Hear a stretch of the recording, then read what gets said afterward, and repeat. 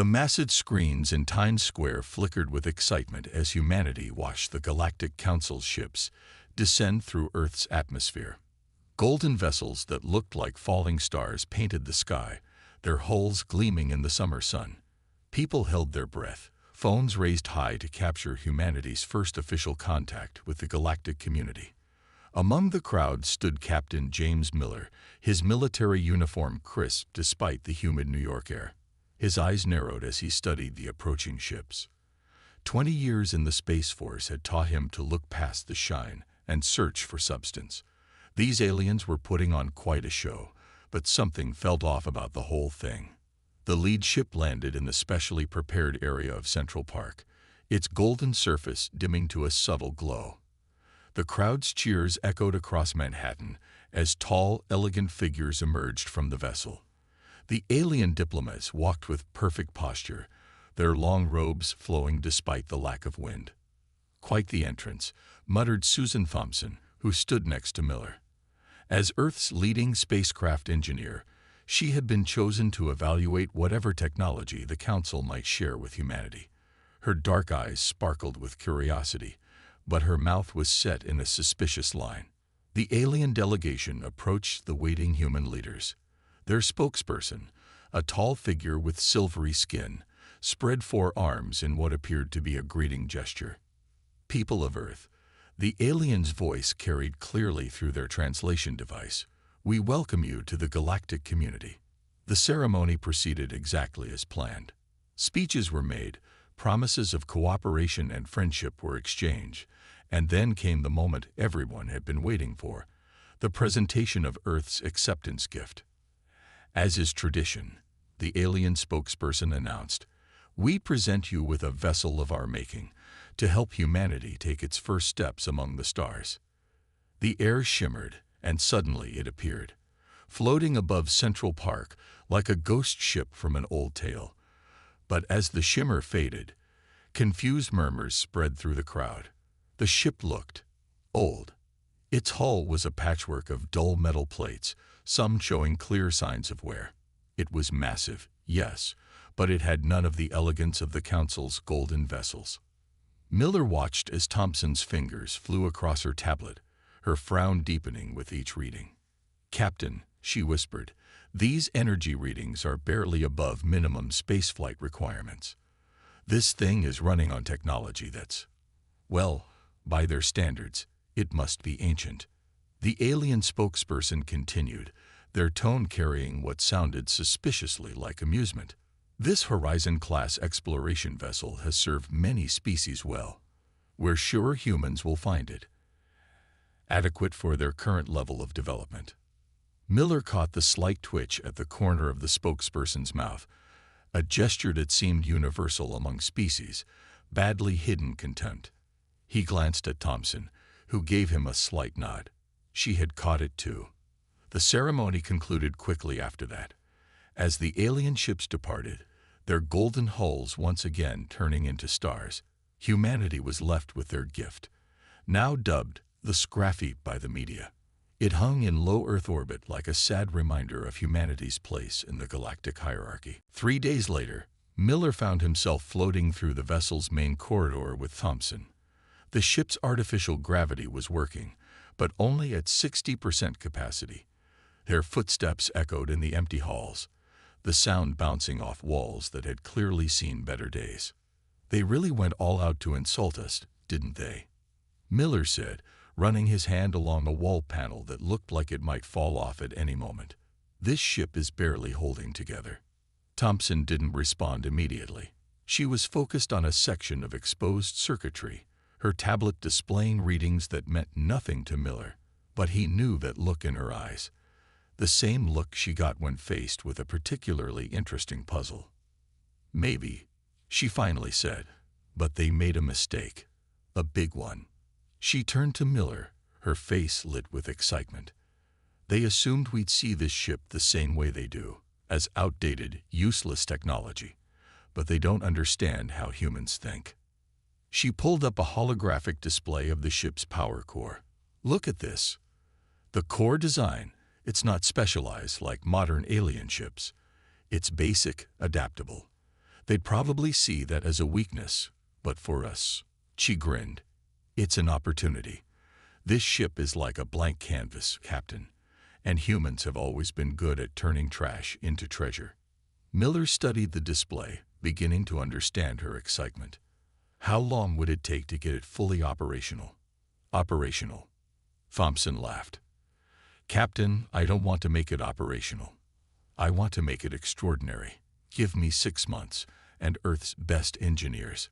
We'll show the Council exactly what humans can do with their adequate gift. As they continued their inspection, Miller noticed more and more signs that Thompson was right.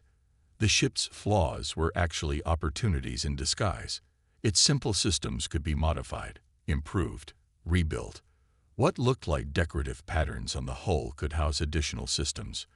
The outdated power core could be adapted to human technology. They found the bridge last, a spacious room with views of Earth through massive windows. Most of the consoles were dark, their systems running on minimum power. But even here, Miller could see the potential. With human innovation, this room could become something the Council never imagined. You know what they're trying to do, right? Miller said, settling into the captain's chair. It creaked ominously under his weight. They're trying to keep us contained. Give us something that looks impressive, but will hold us back technologically. Thompson nodded, already making notes on her tablet. They think they've given us a ship that will take generations to improve upon. They want us dependent on their technology, their approval. She looked up, her eyes gleaming with determination. They have no idea what they've actually given us. Miller smiled, looking out at the Earth below. The aliens had made a crucial mistake. They had given humans exactly what humans do best with. A challenge, an opportunity, and something to prove wrong. Get your team together, he said. I want detailed assessments of every system, every circuit, every bolt. If there's potential for improvement, I want to know about it. He stood up, his mind already racing with possibilities. They handed us what they thought was a useless vessel. Let's show them what humanity can really do. As they left the bridge, Thompson paused at a half-functioning console. With a few quick taps, she brought up the ship's original specifications. You know what the funny thing is, Captain? This ship's base design, it's actually brilliant. Simple, yes, but brilliant. It's almost as if. As if what? As if whoever designed it originally built it to be modified. Like they were waiting for someone to come along who would see it differently. She shook her head. Or maybe I'm just seeing what I want to see.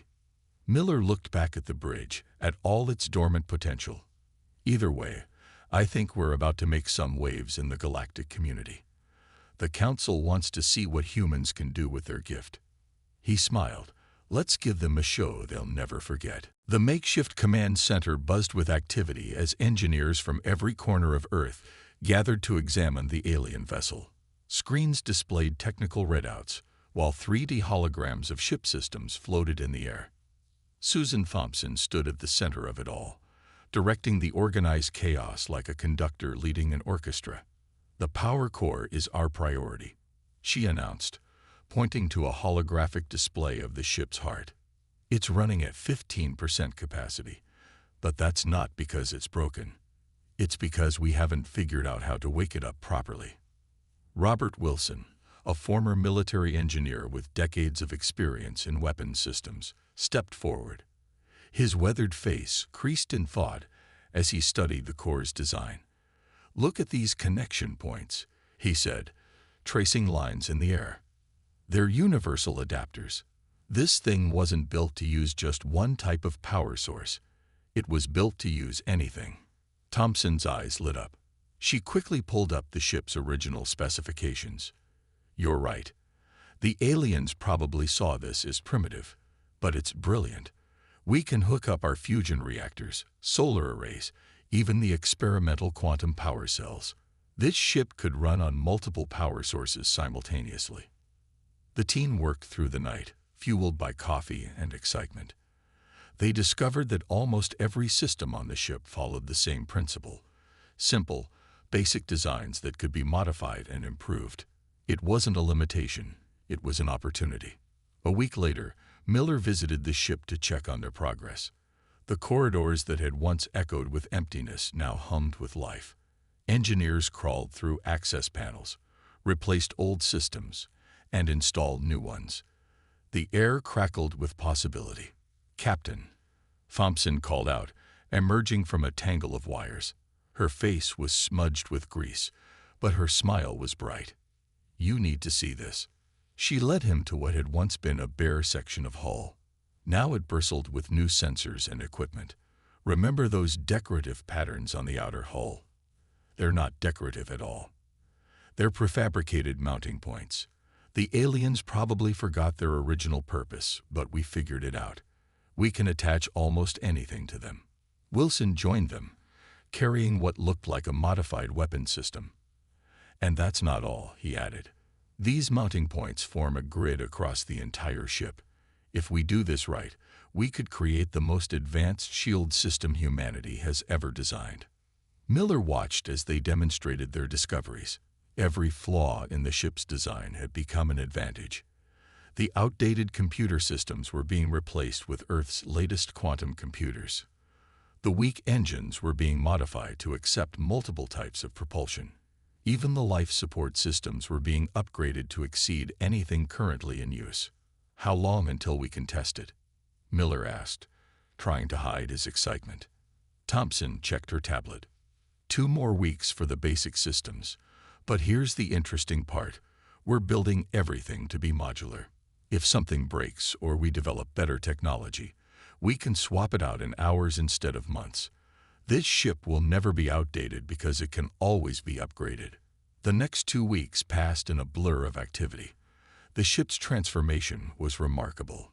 Its hull, once dull and patched, now gleamed with purpose. New systems peeked through the surface like jewels, each serving a vital function. The bridge, once dark and lifeless, now pulsed with energy. On the day of the first test flight, Miller stood on the bridge with Thompson and Wilson. The ship hummed around them, its new power core running at full capacity.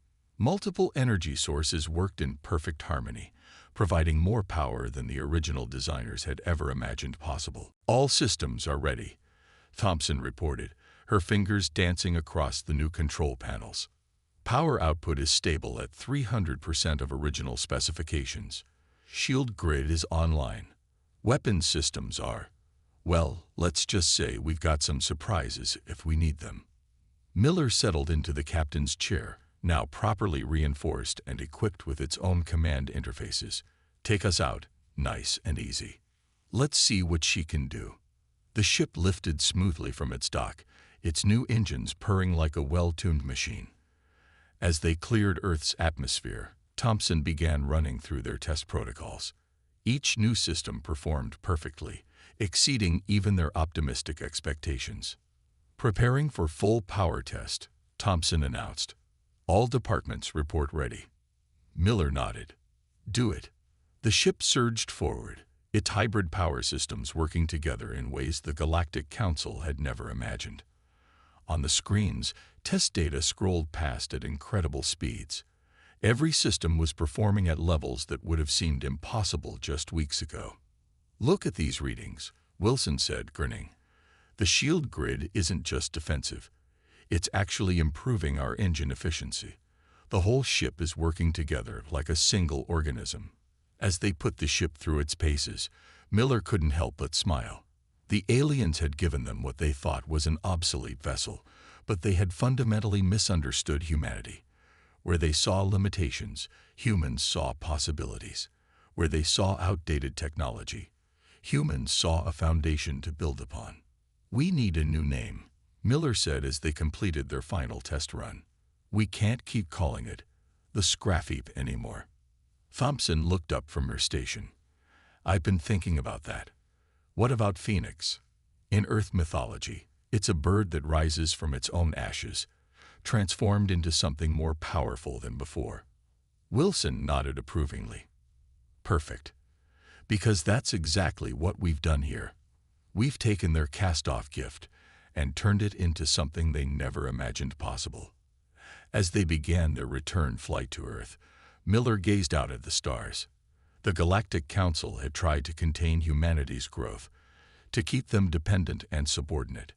Instead, they had given humans exactly what they needed: a challenge to overcome, a puzzle to solve, and a chance to prove themselves. "You know," Thompson said quietly, "I don't think they'll be smirking the next time they see this ship." Miller smiled. "No, they won't. But that's not why we did this. We did it because this is what humans do. We take what we're given, and we make it better. We adapt, we improve, we overcome." The Phoenix streaked back toward Earth, its systems humming with power and possibility. It was no longer a cast-off gift or an insult to humanity. It was proof of what humans could achieve when given the chance. And this was just the beginning. 6 months passed like a whirlwind of innovation and discovery. The Phoenix had become Earth's greatest technical achievement, though few beyond the project team knew its true capabilities. From space, it still looked like the same old vessel the Galactic Council had given them, but beneath its skin, it was something entirely new. Thompson stood in the ship's new control center, watching as her team installed the final pieces of their most ambitious upgrade yet. The room gleamed with holographic displays and smart surfaces that responded to touch and thought. Gone were the creaking panels and flickering screens. Everything now moved with smooth precision. "Final power core integration is complete," announced one of her engineers. "All 5 power sources are running in perfect sync. We're seeing output levels that are—" He paused, double-checking his readings, 700% above original specifications. Wilson walked in, carrying his latest creation, a handheld device that looked too small to be dangerous. "Wait until you see what this beauty can do," he said, grinning. "Remember those decorative hull patterns we found? Well, I've figured out how to turn them into weapon ports. One button, and this ship can defend itself from any angle." The Phoenix had indeed become something extraordinary. Its hull now contained thousands of micro-launchers, each capable of deploying everything from defensive shields to offensive weapons. The original designers had left the mounting points, but humans had taken the concept far beyond anything they had imagined. Miller entered the control center, looking impressed with the latest changes. "How's our AI system coming along?" he asked, settling into his command chair, now a marvel of engineering itself, capable of keeping him safe even if the ship took heavy damage. Thompson pulled up a holographic display. A gentle blue light pulsed in time with her words. "Meet HFY, Adaptive Response Intelligence Assistant. She's not just a computer. She's a true AI that can learn and adapt. She's already learned to manage all ship systems more efficiently than we ever could manually." "Hello, Captain Miller." HFY's voice was calm and clear. "All systems are operating at peak efficiency. The new quantum computing cores have expanded my processing capability by 300% since last week." Miller nodded approvingly. The decision to integrate Earth's experimental AI technology had been controversial, but the results were undeniable. HFY had taken their improvements and found ways to make them work even better together. "Show me the shield system," he requested.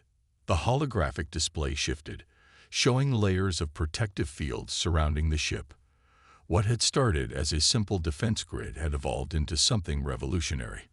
The shields now adapted to any threat, using the enemy's own energy to grow stronger. "The latest tests are remarkable," Thompson said, highlighting specific data points. "When we hit the shields with energy weapons, they don't just block the attack. They absorb the energy and feed it back into our power system. The harder someone hits us, the stronger we become." Wilson stepped forward, adding his own data to the display. "And that's not all. Those simple hull patterns, we've modified them to create a metamaterial surface.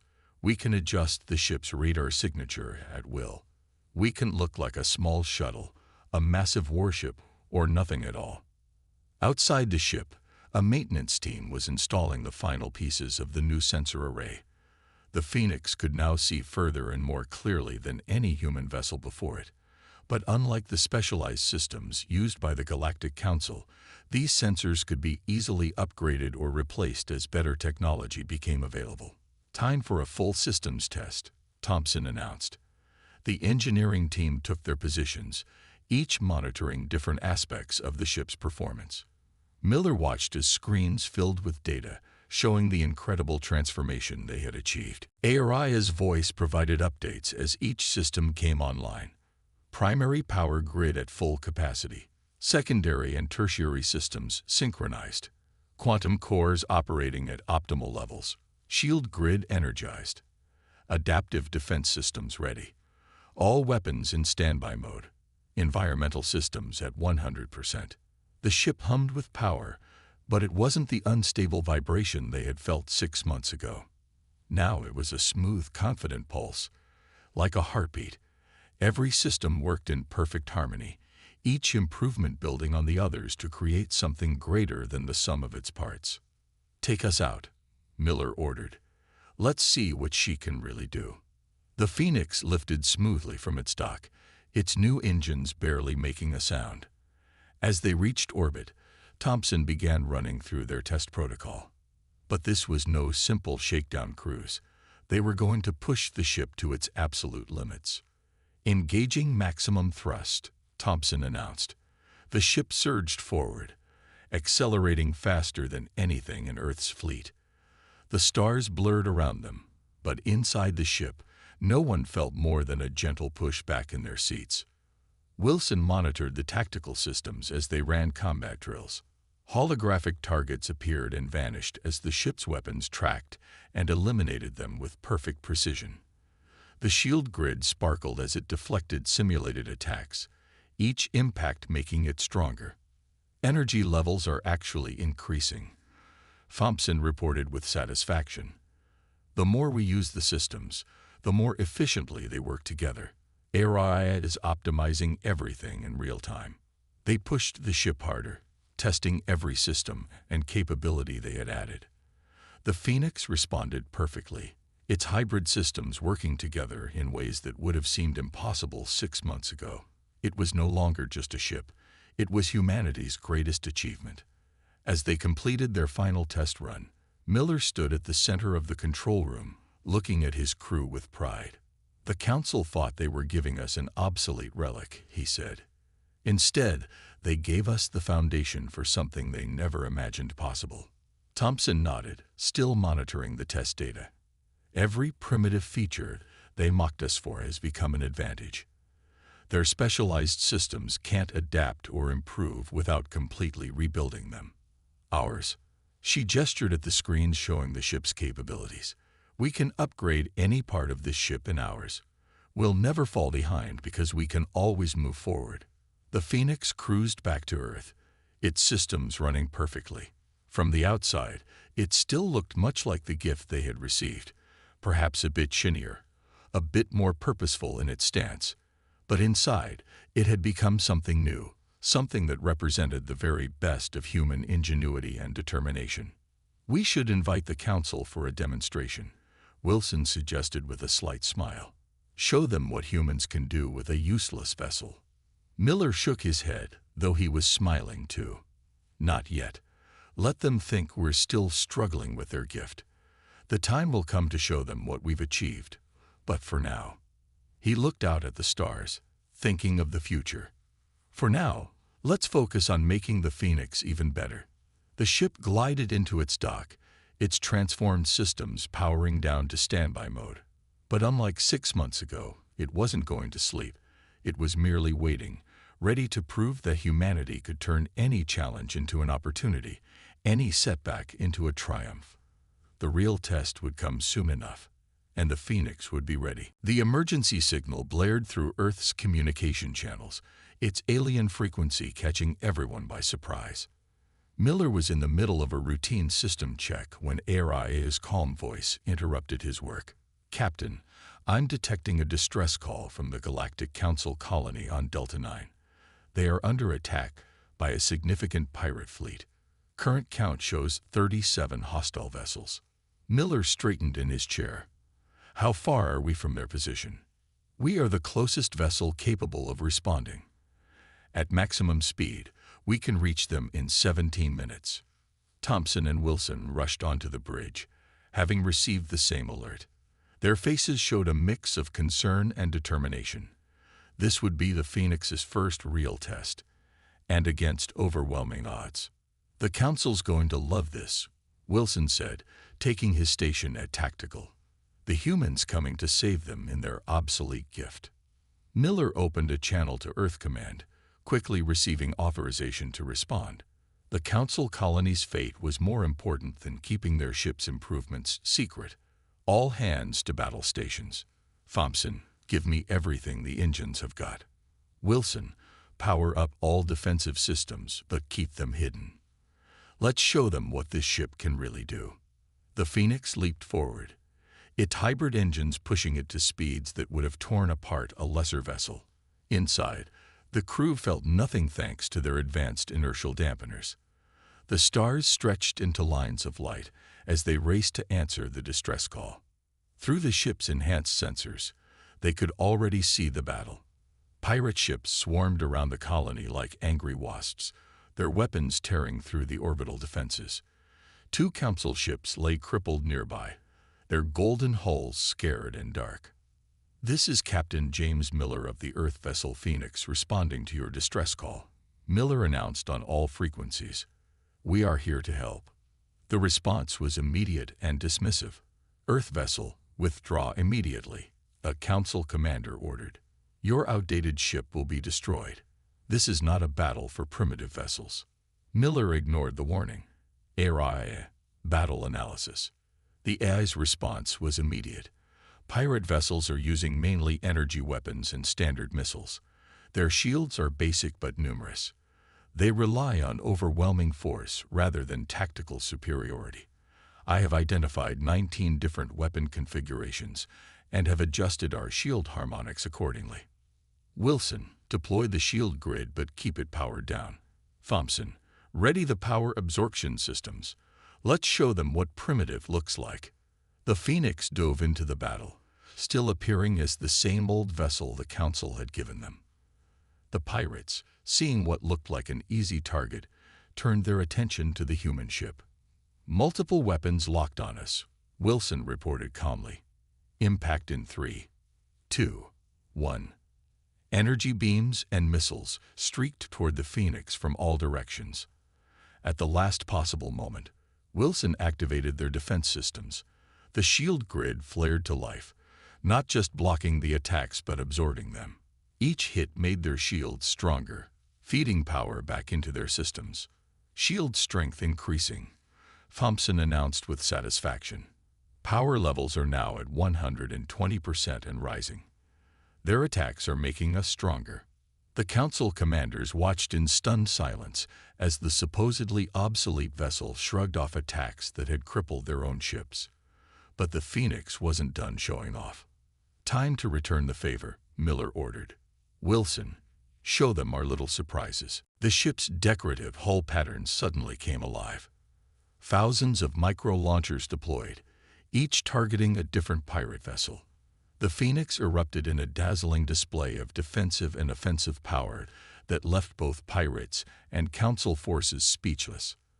Araya coordinated their attack perfectly, predicting enemy movements and adjusting their weapons in real time.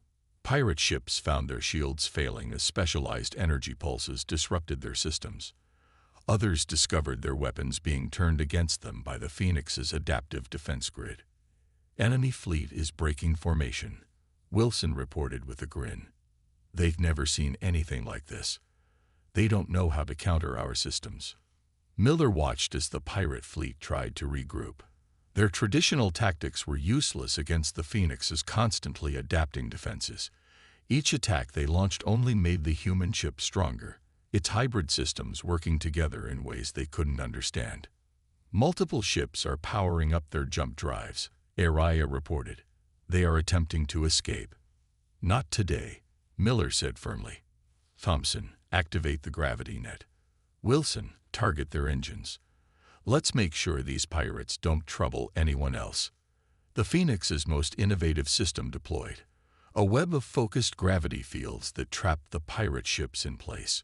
Their engines strained against the invisible force, but they couldn't break free.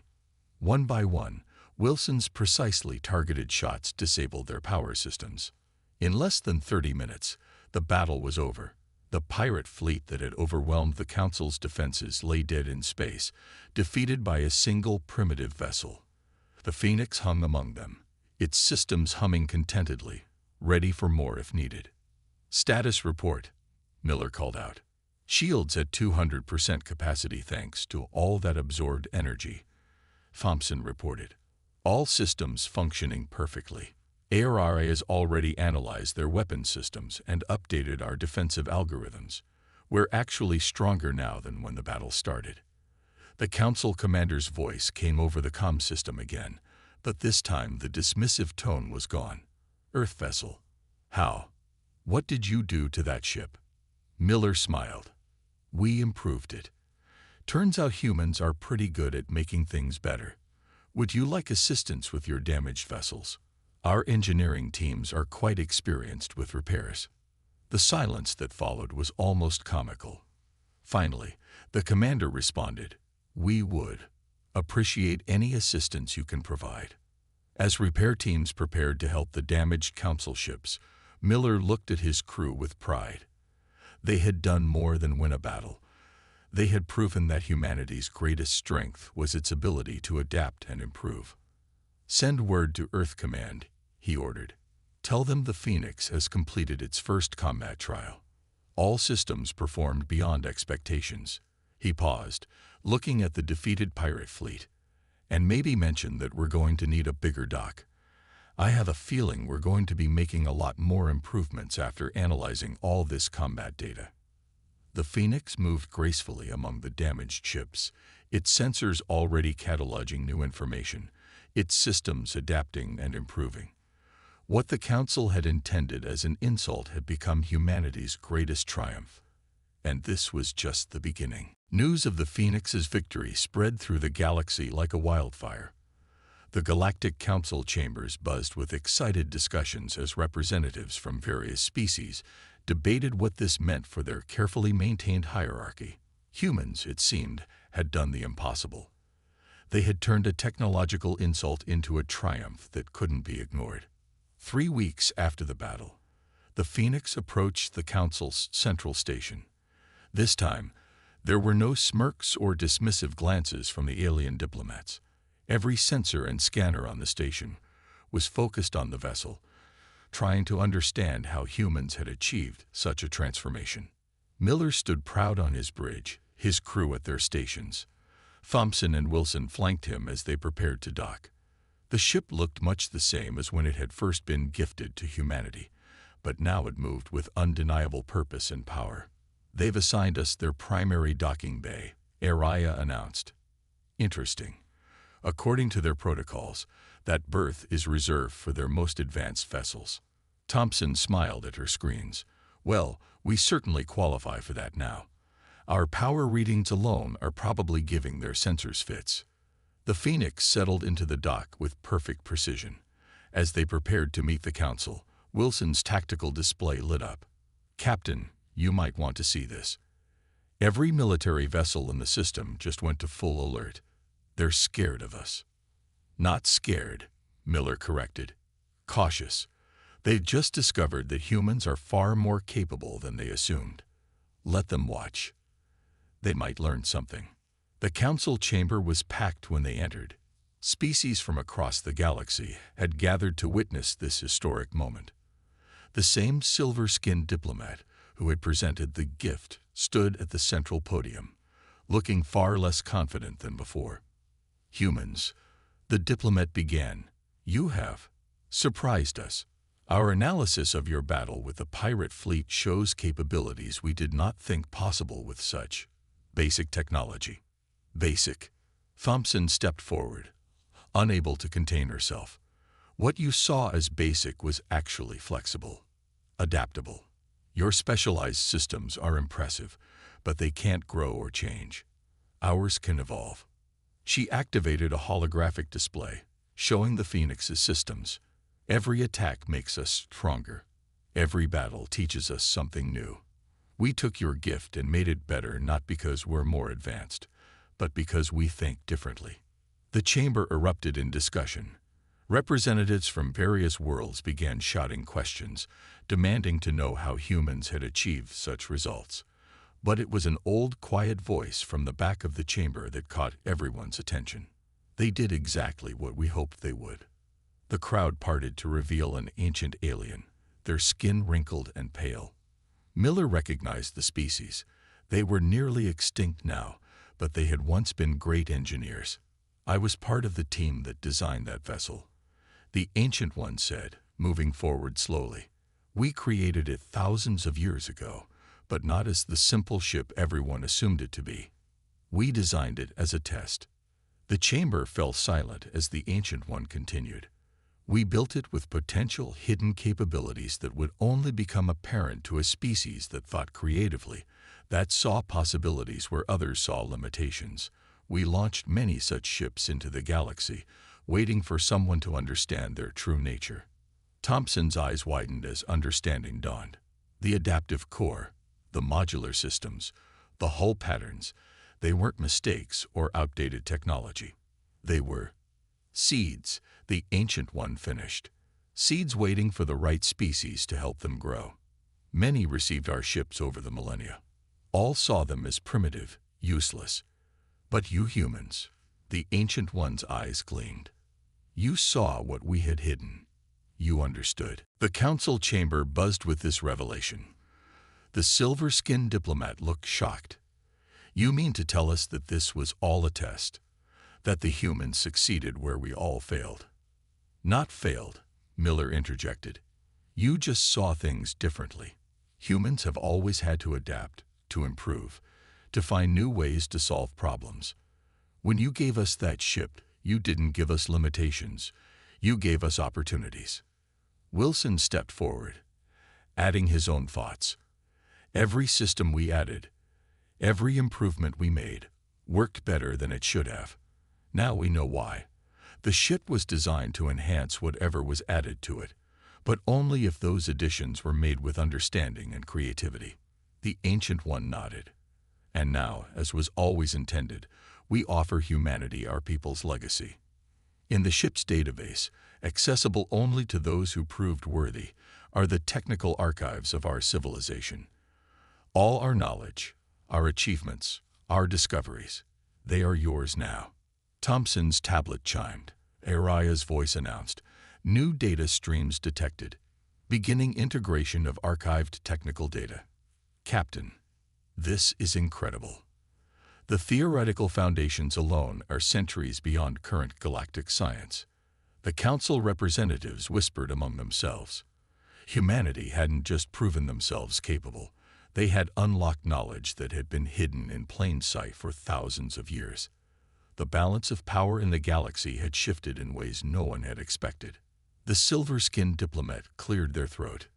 "In light of these developments, the Council proposes an immediate revision of Earth's status. We would be honored to learn from humanity's unique perspective." Miller smiled but shook his head. "What we prefer is genuine cooperation. We don't want to dominate or control. We want to share what we've learned, work together, help everyone advance." That's another human trait. We believe that everyone can improve, everyone can grow stronger.